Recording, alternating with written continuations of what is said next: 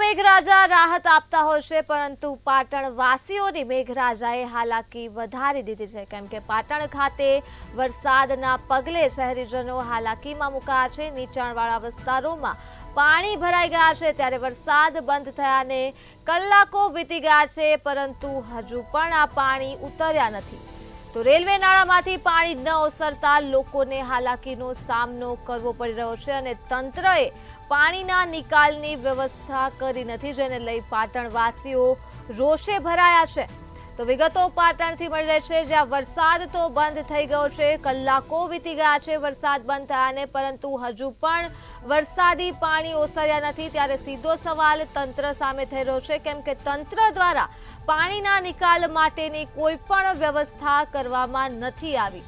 ત્યારે નીચાણવાળા વિસ્તારોમાં પણ પાણી ભરાયેલા જોવા મળી રહ્યા છે અને પાટણવાસીઓ ભારે હાલાકીનો સામનો કરી રહ્યા છે।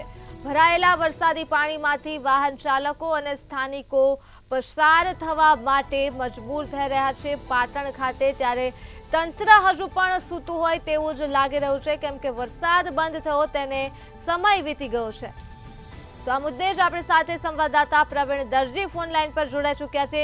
જી પ્રવીણ, પાટણ ખાતે પાટણવાસીઓ હાલાકીનો સામનો કરી રહ્યા છે અને તંત્ર જાણે સૂઈ રહ્યું હોય તેવું લાગી રહ્યું છે, શું કહેશો? ચોક્કસ જો વાત કરું પાટણ જિલ્લાની, તો પાટણ શહેરની અંદર થોડા વિરામ બાદ વરસાદ મેઘરાજાએ ધમાકેદાર એન્ટ્રી કરી અને જેને લઈને હાલમાં શહેરના જે નીચાણવાળા વિસ્તારો છે તે પાણીમાં ગરકાવ થઈ ગયા છે। જો કે જો વાત કરીએ તો પાલિકા તંત્ર દ્વારા જે પ્રી મોન્સૂનની કામગીરી કરવામાં આવી હતી તે તમામ સાવ નિર્થક સાબિત થયું હોય તેવું જોવા મળી રહ્યું છે, કારણ કે વરસાદ બંધ થયા અને આજે 10-10 કલાકનો સમય વીતી ગયો, પરંતુ હજુ પણ પાણી ઓસર્યા નથી।